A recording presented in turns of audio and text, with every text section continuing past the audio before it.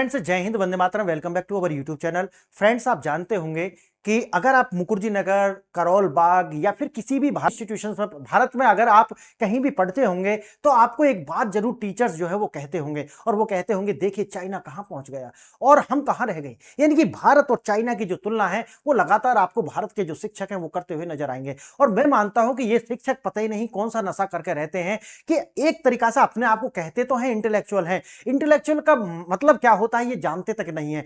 यानी कि हमको जो तुलना करनी होती है पॉजिटिव और नेगेटिव दोनों पक्षों को साथ लेकर के, तब जाकर के आप एक इंटेलेक्चुअल कहलाने योग्य बनते हैं। लेकिन उनका कुछ नहीं है, बस एकदम खुमार सा उठता है और बना दिया वीडियो और कह दिया कि देखिए भारत कहां है और चाइना कहां पहुंच गया। लेकिन आज मेरा मुद्दा ये नहीं है। मेरा मुद्दा ये है कि आज चाइना जहां खड़ा है इसकी कीमत क्या चुकाई है उसने। आज थोड़ा सा इसकी एक झलक देखने वाले हैं। देखिए, एक आप जानते होंगे कि चाइना के अंदर चली थी वन चाइल्ड पॉलिसी, और ये जो वन चाइल्ड पॉलिसी है पूरी दुनिया ये मानती है और जानती है। आज नॉर्मल इंसान आपसे भी मैं पूछूं तो आप कहोगे कि देखिए वन चाइल्ड पॉलिसी तो चाइना लेकर के आया था। लेकिन अगर मैं आपसे ये कहूं कि one child policy America China लेकर के नहीं आया था, चाइना के ऊपर थोपी गई थी। और ऐसा मैं नहीं कह रहा हूं, ऐसा मैं नहीं कह रहा हूं, बल्कि आप मेई फोंग के द्वारा एक किताब लिखी गई थी, one child policy story China's most radical experiment 2016। यानी कि 2016 के अंदर यह किताब आई थी, और इस किताब के अंदर यह बताया गया था कि किस प्रकार से अमेरिका के जो रूजवेल्ट वगैरह के द्वारा और ये निक्सन के द्वारा जो भी अमेरिका के जो राष्ट्रपति रहे, उन पूरी की पूरी जो प्रशासन व्यवस्था अमेरिका की रही थी उसके द्वारा अपनी मैन्युफैक्चरिंग यूनिट्स को जो है वो चाइना के अंदर ट्रांसफर करने के लिए बहुत सारी शर्तें चाइना के ऊपर ला दी गई थी। और चाइना के ऊपर ये जो शर्तें ला दी गई थी ये चाइना की मजबूरी बन चुकी थी। और आप ये अगर चाइना का हिस्ट्री अगर आपने देखा हो तो चाइना बिल्कुल उस स्थिति में जा चुका था कि अब वो कुछ भी स्वीकार करने के लिए तैयार था। और इसी का फायदा उठाते हुए वेस्ट के कंट्री और खासकर जो अमेरिका है उसने अपने मनमानी जो शर्तें हैं वो चाइना के ऊपर थोप दी गई थी, और उनमें से एक शर्त थी वन चाइल्ड पॉलिसी। आइए देखते हैं आज थोड़ा सा इसको कि ये जो वन चाइल्ड पॉलिसी है इसके द्वारा चाइना को बहुत ज्यादा हार्म किया गया। और जब आज आप बात करते हैं, गूगल करके पढ़ना एक बार इसको, कि चाइना के अंदर हो या फिर वेस्ट के अंदर हो, अमेरिका हो या वेस्ट की कंट्री जापान हो, यहां पर जो लेबर यानी कि जो आप जानते हैं कि जो लेबर फोर्स होती है उसकी एवरेज एज कितनी है। इसकी एवरेज एज क्या है, 40 प्लस है। कहीं पर 44 है, कहीं पर 45 है, कहीं पर 48 है, कहीं पर 49 है। यानी कि वेस्ट के कंट्री हो या तो चाइना हो। अब अगर आप इन दोनों के अंदर एक सिंक्रोनाइजेशन देखिए कि जिस तरीका से वेस्ट की कंट्री आगे बढ़े, चाइना सेम उसी गति पर आगे बढ़ा। ये कोइंसिडेंस है क्या?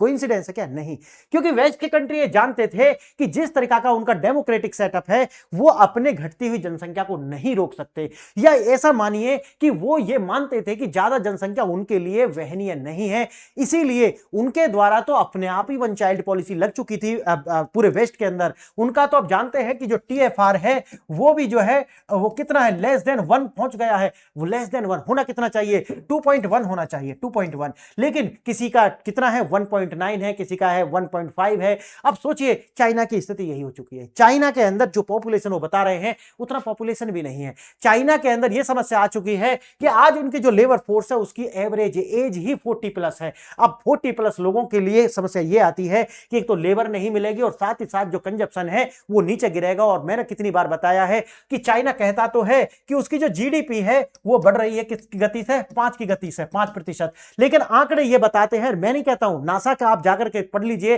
कि नासा के द्वारा एक लाइटनिंग इमेजिंग जो है 25 साल तक एक अध्ययन किया गया, और उसमें बताया गया कि चाइना जो प्रोडक्शन करता है और चाइना की जो पूरी वैश्विक हिस्सेदारी है उन दोनों के बीच का देखा जाए तो लगभग 33% का अंतर आता है। और जो 33% का अंतर है यही वो अंतर है कि जो GDP जो बताते हैं प्लस जो रियल GDP वास्तव में चाइना की है उसके बीच में है। यानी कि 18 ट्रिलियन नहीं, 12 से 13 ट्रिलियन की इकोनॉमी है चाइना की। आइए देखते हैं। ये मैं आज आपको सारी बातें इसलिए बता रहा हूं क्योंकि आज लोग जो है चाइना और भारत के बीच में तुलना करने लगे हैं। जब से वो चाइना का जो डॉग है वो गलगोटिया वालों ने दिखाया है एग्जीबिशन के अंदर, ये जो AI इंपैक्ट समिट हुआ था, तो ये बातें होनी शुरू हो जाती हैं कि देखिए चाइना कहां पहुंच गया। और आज हम जो है उनके डॉग्स जो है उनको दिखाने के लिए, डॉग्स मतलब है जो AI से बना हुआ था, वो रोबोट्स था डॉग की फॉर्म में, उसको दिखाने के लिए मजबूर हो चुके हैं। नहीं, ऐसा नहीं है। भारत यहां नहीं है। भारत के द्वारा वो समझौते नहीं किए गए थे। आज अगर आप देखेंगे कि भारत की जो लेबर फोर्स है उसका जो कितना एवरेज एज है, 28 वर्ष। कितना? 28 वर्ष। आप जानते होंगे कि हर एक वर्ष के अंदर, हर एक वर्ष यानी कि हर एक वर्ष के अंदर लगभग 2.5 करोड़ लोग जो है वो भारत की जनसंख्या यानी कि कार्यशील जनसंख्या में ऐड हो जाते हैं। क्यों? क्योंकि उनकी एवरेज एज होती है 28। समझिए इस बात को। आज भारत के अंदर जो ये सारी वेस्ट की कंट्री हो या फिर जापान हो या फिर पूरी दुनिया जो है वो क्यों आ रही है? क्योंकि हमारे पास जो है वो लेबर फोर्स है, हमारे पास नौजवान युवा हैं जिससे कंजप्शन भी होता है और जिससे हमारा जो लेबर फोर्स है वो भी आसानी से और कॉस्ट कटिंग के द्वारा प्राप्त हो जाता है। इसीलिए आप देख रहे होंगे गूगल हो, फेसबुक हो, माइक्रोसॉफ्ट हो, वैसे तो भारत के द्वारा क्या किया गया है कि भारत के द्वारा यह किया गया है कि जो डिफेंस सेक्टर है उनके लिए हमने अपनी कंपनी के दरवाजे खोल दिए हैं, यानी कि प्राइवेट सेक्टर के। लेकिन जो अंतरराष्ट्रीय यानी कि विदेशी कंपनी है उनके लिए हमने पार्शलिटी रखी हुई है कि आप जो है कुछ ऐसे सेंसिटिव एरियाज हैं जहां पर इन्वेस्ट नहीं कर सकते। उसके बाद भी भारत के अंदर $60 बिलियन का निवेश जो है वो देखने के लिए मिला है। सोचिए कि अगर हम सारा सेक्टर खोल देते तो आप सोचिए भारत के जो जितने भी बड़े बड़े इंडस्ट्रीज हैं, या रिलायंस हो या फिर टाटा हो यानी कि अडानी हो, इनके द्वारा लगभग आप देखोगे 250 करोड़ यानी कि $250 बिलियन का जो निवेश है वो किया गया है, प्लस 60 बिलियन का जो है वो अंतरराष्ट्रीय से आया है। अब इसको मैंने जैसे बताया 60 क्यों है, कारण ये है क्योंकि 70 का लक्ष्य रखा हुआ था विदेश के लिए, 60 आ चुका है और हमने जो है कुछ सेंसिटिव एरिया इनके लिए प्रतिबंधित रखे हैं। आज जो था वो मेरा विषय यही था कि देखिए चाइना और भारत की जब तुलना करते हैं तो उसके अंदर हमें थोड़ा सा जो है जस्टिफाई करना पड़ेगा, भारत के साथ न्याय करना पड़ेगा। भारत की जो जनता है उसने मजे लूटे हैं और उनके द्वारा आजादी जो पूरी भुगती गई है, लेकिन चाइना के ऊपर क्या क्या हुआ है थोड़ी सी उसकी झलकी देखेंगे। देखिए मैंने जैसे कि आपको बताया कि वन चाइल्ड पॉलिसी इनके द्वारा जो है अपनाई गई थी, या कहिए कि इनके ऊपर थोप दी गई थी। उसके बाद होता क्या है वो मैं आगे आपको बताऊंगा। यहां से शुरू करते हैं।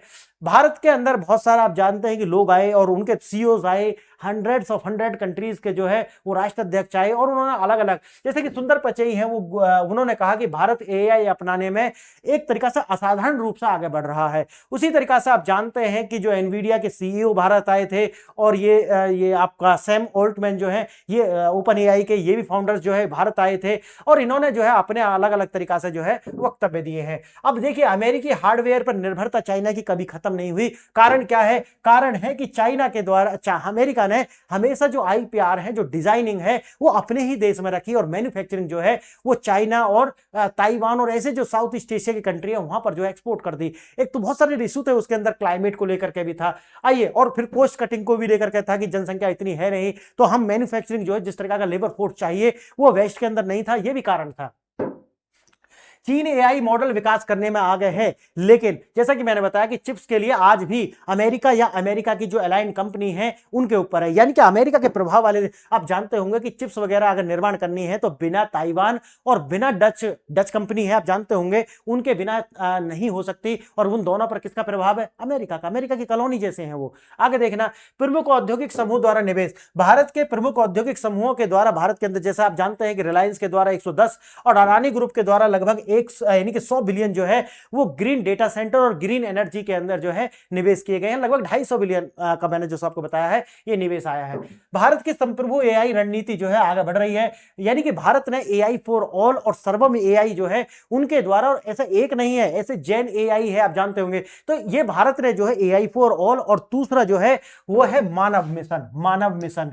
समझ गए आप मेरी बात? तो मानव मिशन के द्वारा भारत, ये एक मिशन है जिसके तहत जो एआई है उसको ऐसा बनाना है कि वो मानव के लिए क्या हो, नुकसानदेह ना हो। उसके अंदर एथिकल वैल्यूज होनी चाहिए, उसके अंदर सिंपैथी होनी चाहिए, एम्पैथी होनी चाहिए, और एआई जो होगा वो गवर्नेंस के लिए होना चाहिए, और साथ ही साथ अकाउंटेबिलिटी जो है वो निश्चित होनी चाहिए। इसको लेकर के भारत के द्वारा जो मानव मिशन है इस पर कार्य किया गया, और एआई फॉर ऑल इस पर आगे देखेंगे। अगला चरण जो है एआईडीपी, यानी कि आधार पर यूपीआई सफलता के लिए एआई डिजिटल पब्लिक इंफ्रास्ट्रक्चर बना रहा है भारत। और उसके अंदर आता है डेटा सेंटर्स, उसके अंदर आता है चिप्स, यानी कि सिलिकॉन चिप ही नहीं, गैलियम नाइट्राइड की चिप्स। आप सोचिए ये सारा का सारा बेसिक इंफ्रास्ट्रक्चर है एआई को सफल बनाने के लिए, और एआई के जो मॉड्यूल्स होते हैं उनको अपनी तरीका से ट्रेंड करने के लिए। आगे देखना, एआई में भारत का जो उदय है वो आगे आएगा, और आप देखेंगे कि चाइना को जल्दी पीछे छोड़ते हुए भारत आगे जाएगा। क्यों? क्योंकि चाइना जो है आज आज तक भी किसके ऊपर निर्भर है? अमेरिका और अमेरिका की जो अलायंस कंपनी है उनके द्वारा, यानी कि उनके दोस्तों के द्वारा, और उन्हीं के ऊपर आज भी चाइना निर्भर है। चाइना को अब कंटेन करने पर लगा हुआ है अमेरिका। तो अब आने वाले समय में चाइना के लिए बहुत बड़ी समस्याएं जो है वो सामने आने वाली है, और वैसे भी अपने देश के अंदर ही उनको बहुत सारी जो पॉलिटिकल समस्याएं हैं वो भी आएंगी। आज हम आगे बढ़े उससे पहले दो प्रश्न जिन पर आपको विचार करना होगा। अगर आप इनका आंसर जानते हैं तो वेल एंड गुड, अदरवाइज आपको लास्ट वाली स्लाइड पर इनका आंसर मिल जाएंगे। देखना, पहला प्रश्न है, एआई में सॉवरेन एआई मॉडल के संदर्भ में चीन के अधिकांश जो एआई मॉडल्स हार्डवेयर के लिए किस देश पर निर्भर है? जैसा कि आप बताइए, ताइवान, अमेरिका, दक्षिण कोरिया या जापान।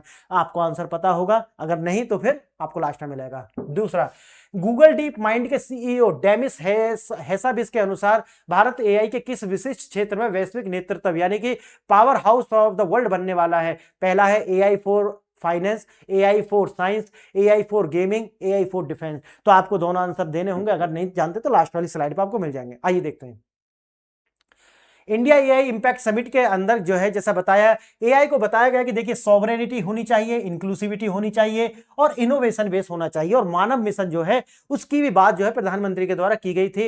विकसित भारत के निर्माण में एआई ग्रोथ इंजन बनने वाला है, और 2047 जब हम विकसित भारत की बात करते हैं तो इसके लिए हमारे लिए एआई की जो सफलता है वो बहुत ज्यादा महत्वपूर्ण हो जाएगी। भारत अब कंज्यूमर ही नहीं है, बल्कि भारत एक क्रिएटर भी है, एआई का निर्माता भी भारत है। अभी तक ऐसा है कि हम कंज्यूम कर रहे थे, हम मान रहे थे, हमारे अंदर भी, हमारे देश के अंदर बात चलने लगी थी कि देखिए चाइना ने डीप सीक बना लिया, अमेरिका के द्वारा जेमिनी हो, चैट जीटीपी हो, इस तरीका के जो है बड़े आगे बढ़ रहे हैं चीन और अमेरिका, और भारत जो है पीछे रह रहा है। जबकि वो एक बात भूल जाते हैं कि आपने मजे भी बहुत लूटे हैं, लेकिन आप जानते हैं कि भारत एक आध्यात्मिक देश है, वो पीछे रहने वाला नहीं है। सोचिए, हम के बावजूद आगे बढ़ रहे हैं, के बावजूद मतलब है हम करप्शन के बावजूद आगे बढ़ रहे हैं, हम एक मूर्खों की फौज को लेकर के आगे बढ़ रहा है। ये देश का सौभाग्य है, ये देश एक आध्यात्मिक देश है, इसके बाद ये देश आगे बढ़ रहा है। समझिए, ये ऐसा नहीं है कि फैसिलिटी के बाद आगे बढ़, नहीं, इतनी चुनौतियों के बाद आगे बढ़ रहे हैं, ये बहुत बड़ी बात है, समझिए इस बात को। तो कहने वाले भी वही लोग हैं कि जिन्होंने जो है बोलने की आजादी, हर तरीका की आजादी चाहिए, और फिर चाइना से आगे चाहिए। तो चमत्कार नहीं है, ये यहां पर मिलता नहीं है, जो करते हो उसका रिटर्न होता है, ये बात ध्यान रखना। आगे देखना, 80 के दशक में चीन ने अमेरिका के लिए असेंबल शुरू की थी, जैसे आपको जानते हैं, और जो धीरे धीरे वो मैन्युफैक्चरिंग का हब बन गया था। डिजाइन जो है हमेशा कैलिफोर्निया के अंदर रहा, और मेड जो है वो चाइना के अंदर होता रहा। क्यों होता रहा? 2-3 कारण मैंने बताए हैं। एक तो पॉपुलेशन इशू था वेस्ट के अंदर, जिससे कॉस्ट कटिंग हो जाती थी, जिससे जो है पूरी दुनिया के लिए वो एक्सपोर्ट कर ही नहीं पाएंगे, और साथ ही साथ क्लाइमेट चेंज जैसे जो इशू थे वो भी थे। लेकिन चाइना के अंदर ये मजबूरी थी, और उन्होंने अपनी पॉलिसी जो है वो चाइना के ऊपर ला दी थी। आज जहां पर वेस्ट खड़ा है वहीं पर चाइना खड़ा है। आप सोचिए कि जिस तरीका से उनका टीएफआर है वही टीएफआर चाइना का है। आप करोगे क्या? यानी कि अमीर तो हुए लेकिन देश बूढ़ा हो चुका है। जापान जैसी स्थिति इन्होंने ला दी है, जापान के अंदर भी वही, साउथ कोरिया के अंदर भी वही। तो आप सोचिए, कोई कोइंसिडेंस नहीं है ये अमेरिका के द्वारा जो वन चाइल्ड पॉलिसी है ये थोपी गई है, ऐसा समझिए इसको। आगे देखना, क्या एआई में भी चीन केवल दिखावा कर रहा है? ये बहुत बड़े सवाल हैं जो सामने आ रहे हैं। आगे देखना, मॉडल वर्सेस हार्डवेयर। चीन के पास एआई जो मॉडल्स हैं, लेकिन हार्डवेयर के लिए आज भी, जो हार्डवेयर मतलब है जो चिप्स वगैरह, माइक्रो प्रोसेसर, जैसा इंटीग्रेटेड सर्किट भी बोलते हैं, आज भी अमेरिका या फिर उनकी जो अलायन कंपनी है उनके साथ, उन पर ही निर्भर है चाइना। 2021 से 24 के बीच चीन के मॉडल्स बढ़े, लेकिन जैसे मैंने बताया कि उनका जो आधार है वो हमेशा अमेरिकन टेक्नोलॉजी पर ही रहा, उनकी कॉपी पेस्ट ही बना रहा। और जैसे मैंने आप बताया है कि देखिए, आप जिनको कॉपी करते हैं उनसे आगे आप नहीं जा सकते। इसीलिए मैं हमेशा कहता हूं, अपनी एक यूनिक स्टाइल आप विकसित कीजिए। किसी भी क्षेत्र में हो, आप पढ़ाई के क्षेत्र में हो, आपके हो सकता है कि कोई व्यक्ति आपका क्या हो, रोल मॉडल हो सकते हैं, लेकिन याद रखना कि अगर आपके रोल मॉडल से आपको आगे जाना है तो फिर आपको कॉपी पेस्ट नहीं करना होगा, आपको अपनी एक अलग तकनीक विकसित करनी होगी। और चाइना ने बहुत बड़ी गलती की कि वो कॉपी पेस्ट में लगा रहा, और कॉपी पेस्ट तो समझते हैं ना, उनसे आगे नहीं जा सकते। आगे देखना, चीन पूरी तरीके से आत्मनिर्भर नहीं हो पाया, या कहिए कि इसको आत्मनिर्भर होने ही नहीं दिया गया। क्यों? Copy paste. अगर किसी के पीछे लगू रहोगे तो फिर पीछे ही रहोगे, यही है सारी कहानी। एआई मानव इतिहास का सबसे बड़ा बदलाव है, इन्होंने बोला है सुंदर पिचई के द्वारा। Adaptation is greater than the innovation. Bharat अपनाने में सबसे तेज है। कारण क्या है? भारत के पास में एक नौजवान पॉपुलेशन है, और खासकर जो डायलेक्ट है, अभी भी हम देखें तो जो ब्रिटिश डायलेक्ट है वो भारत के अंदर ज्यादा चलता है। अमेरिकन इंग्लिश हम आप जानते होंगे वो भारत में नहीं चलती। जो ब्रिटिश है वो वाला डायलेक्ट भारत के अंदर ज्यादा है, और उसको बोलने वाले अच्छी खासी संख्या में लोग हैं। ये पॉजिटिव है, समझिए, या कहिए कि ब्लेसिंग ऑफ डिस्गाइज है हमारे साथ में। एशिया का सबसे बड़ा एआई इन्वेस्ट इंफ्रास्ट्रक्चर जो है वो भारत के अंदर बन रहा है और धीरे धीरे आप 4 से 5 साल के अंदर देखोगे तो इससे रोजगार भी जनरेट होंगे और भारत इसमें लीड भी करेगा। अच्छा, ये मैं नहीं कह रहा हूं, ये ऑल्टमैन भी कह रहे हैं। भारत फुल स्टैक और एआई लीडर बनने के लिए पूरी क्षमता रखता है और क्षमता रखने का मतलब है उसके पास फाइनेंस से लेकर के एआई मॉड्यूल को ट्रेंड करने के लिए पॉपुलेशन। और हमारा जो है आप सोचिए कि कहने के लिए कहते हैं कि भाई ठीक है कांग्रेस के द्वारा ये किया गया, कुछ गलत किया गया, नेहरू ने गलत किया है, इंदिरा ने गलत किया है, बहुत सारी कमी जो निकालते हैं, लेकिन आप याद रखना कि उनके द्वारा एक बात जो है ना वो कभी भी रिकॉग्नाइज नहीं की गई कि उन्होंने कभी भी अमेरिका के द्वारा या फिर वेस्ट की वो पॉलिसी नहीं अपनाई। कोशिश की थी, याद होगा आपको, नसबंदी को लेकर के हो या हम बच्चे दो ही अच्छे, इस तरीका से काम तो किया था, लेकिन भारत के समाज ने जो है उसको उस तरीका से आत्मसात नहीं किया, इसीलिए हम बच निकले इससे। और सोचिए दूसरा ये भी है कि उस समय उन्होंने इस तरीका का अख्तियार नहीं किया जिस तरीका से चाइना का मॉड्यूल था कि जबरदस्ती जो है जो बच्चे हैं उनको जो है अबॉर्शन किया गया, महिलाओं को जो है यानी कि बहुत हार्ड तरीका से वन चाइल्ड पॉलिसी लागू हुई थी। जाकर के कभी पढ़ना है इसको कि एग्जीक्यूशन किस तरीका से किया था वन चाइल्ड पॉलिसी का। जो मानवता पर ज्ञान देते हैं ना वेस्ट के कंट्री, ह्यूमैनिटी, और ये इनके द्वारा जो अत्याचार है ना, ये चाइना अपने आप से नहीं किया था, चाइना को ऐसा करना उनकी मजबूरी थी, चाइना को करना पड़ा था वन चाइल्ड पॉलिसी के लिए। अच्छा, ये एक किताब नहीं है, कभी आप सोचते हो कि जो मेई फेंग है उनके द्वारा ऐसा कहा गया है, नहीं, बल्कि आप देखोगे कि के एन जॉनसन भी हैं, उनके द्वारा भी चाइनाज हिडन चिल्ड्रन ये किताब लिखी गई थी, जाकर के इसमें भी आप पढ़ सकते हैं और इसके अंदर भी वो सारे जो तथ्य हैं वो बताए गए हैं किस तरीका से चाइना के अंदर जो है, किस तरीका से चाइना के अंदर ये जो वन चाइल्ड पॉलिसी है इसको लागू किया गया था। यानी कि बताया गया है कि जो विदेशी दबाव खासकर अमेरिका और जो वेस्ट के कंट्री हैं उनके द्वारा ये दबाव डाला गया था कि आपको जो है ये कम करना है, क्योंकि वो पहले जानते थे कि अगर चाइना ने वन चाइल्ड पॉलिसी नहीं लाया तो पूरी दुनिया के लिए पावर हाउस बनकर के खड़ा हो जाएगा। और आज चाइना वो समस्या क्रिएट हो गई है कि अब चाइना चाह कर भी वर्ल्ड का पावर हाउस आने वाले 10 साल में बना नहीं रह सकता। क्यों? क्योंकि एक तो वही है कि एजेड हो रही है पॉपुलेशन, जीडीपी नीचे जा रही है, नकारात्मक हो चुकी है और इतना प्रोडक्शन नहीं कर सकता, क्योंकि और फिर करेगा भी तो एक तो इतनी बूढ़ी पॉपुलेशन के साथ में उस तरह की कॉस्ट नहीं दे सकता जिस तरह की कंपटीशन अभी वो अंतरराष्ट्रीय बाजारों में दे रहा था। तो यही है सारी समस्या। देखना, ये डेमिस हैविस के द्वारा कहा गया कि जो गूगल डीप माइंड के जो फाउंडर है, एआई फॉर साइंस में भारत, ये तो आपका शायद दूसरे प्रश्न का जो जवाब है, एआई फॉर साइंस में भारत अहम भूमिका निभा सकता है। दूसरा है डेरियो एमडॉय जो है एंथ्रोपिक के जो सीईओ हैं, उनके द्वारा बोला है रिस्पॉन्सिबल एआई यानी कि जिम्मेदार एआई के लिए भारत की केस स्टडी बहुत जरूरी है और वो है मानव मिशन जो मैंने आपको बताया था। तीसरा है बिल गेट्स के द्वारा कहा गया कि एआई का उपयोग ग्लोबल साउथ यानी कि विकासशील देशों में स्वास्थ्य और शिक्षा सुधारने के लिए होना चाहिए, और ये तो भारत पहले से कहता रहा है, बिल गेट्स तो खैर अभी आकर के बोल गए हैं। आगे देखना, आप जानते हैं कि जो एंटोनियो गुतरेस हैं उनके द्वारा भी बोला गया कि एआई कुछ देशों तक सीमित नहीं रहना चाहिए। भारत ने जो कहा है कि एआई फॉर ऑल और इंक्लूसिविटी जो है इसके अंदर होनी चाहिए।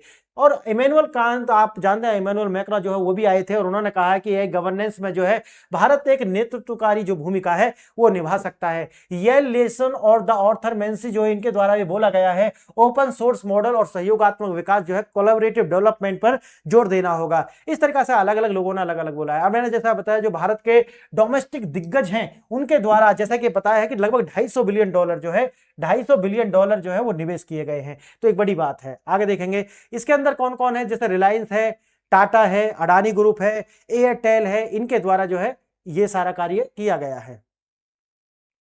और देखना इसके अंदर भारत की दिशा और दशा, दुनिया में 3 ही प्रमुख खिलाड़ी जो है वो हैं अमेरिका, चाइना और भारत। याद रखना इसको। चीन का निर्भरता जो उजागर हो चुकी है किसके ऊपर है, बिना वेस्ट के चाइना नहीं बढ़ सकता, बिना वेस्ट के सहयोग के, और वेस्ट या फिर वेस्ट के जो मित्र हैं उनके सहयोग के, या कहिए कि उनकी जो अपनी प्रॉक्सीज हैं उनके सहयोग के बिना अमेरिका चाइना आगे नहीं बढ़ सकता। और ये दिखा दिया है। और जैसा कि आपको बताया कि वन चाइल्ड पॉलिसी ने भी इसमें बहुत भूमिका निभाई है। रफ्तार और दिशा जो है वो आने वाले समय में जो भारत तय करेगा। भारत केवल तकनीक अपना नहीं रहा है बल्कि विकसित भी कर रहा है। यानी कि अब ऐसा नहीं है कि हम दूसरों को कॉपी पेस्ट, मैंने हमेशा बोला है कि देखिए समय लगा है भारत को, लेकिन भारत ने कॉपी पेस्ट नहीं किया है। भारत ने अपने तरीका से, जो मैं बता रहा था ना कि भाई आपको अगर अपने जो आपका रोल मॉडल है अगर आपको उससे आगे बढ़ना है तो उसको कॉपी मत करना, याद रखना, क्योंकि आप उससे आगे जा ही नहीं पाओगे। याद रखना इस बात को, आपको अपनी एक स्टाइल डेवलप करनी होगी। तो भारत ने जो है अपनी एक अलग स्टाइल डेवलप की है, यही है, बस समय लग गया। आगे देखेंगे आज जो दोनों प्रश्न थे उनके उत्तर आपको मिल भी चुके हैं, लेकिन फिर भी देख लीजिए यहां पर अमेरिका पहला का ऑप्शन है बी, जिसका उत्तर है क्या, अमेरिका। चीन के मॉडल अमेरिकी चिप्स पर ही निर्भर हैं, या फिर कहिए कि जो अमेरिकन कॉलोनी है, चाहे तो नॉर्थ कोरिया हो, ताइवान हो, या फिर डच कंपनी है, उसके ऊपर। आगे देखना ऑप्शन बी है दूसरे का भी, एआई फॉर साइंस, यानी कि जो डेमिस, ये वैसे बता दिया मैंने, डेमिस है सर्विस जो है, उनका कथन है कि भारत जो है एआई के जो खासकर जो साइंस है उसमें भूमिका निभा सकता है। आप मुझसे जुड़ना चाहते हैं तो इस चैनल को सब्सक्राइब कर लीजिए, आपको अपडेट्स के लिए बेल आइकन जरूर दबा लीजिए। टेलीग्राम से जुड़ सकते हैं जहां थाउजेंड्स वीडियो और थाउजेंड्स जो है आपको पीडीएफ मिल जाएंगी। आप मेरे व्हाट्सएप ग्रुप से जुड़ जाइए जहां पर आपको नित नई जो अपडेट्स हैं वो मिलते रहेंगे। ऐप्स है मेरा, डाउनलोड कर लीजिए इसको जाकर के, iOS और एंड्रॉयड दोनों पर उपलब्ध है, और यहाँ पर आपको यूपीएससी से लेकर के आपको कांस्टेबल तक सारे के सारे जो कोर्स हैं वो मिल जाएंगे, बहुत ही सस्ते हैं। जाइए खरीदिए और पढ़ाई कीजिए। आज वीडियो देखा इसके लिए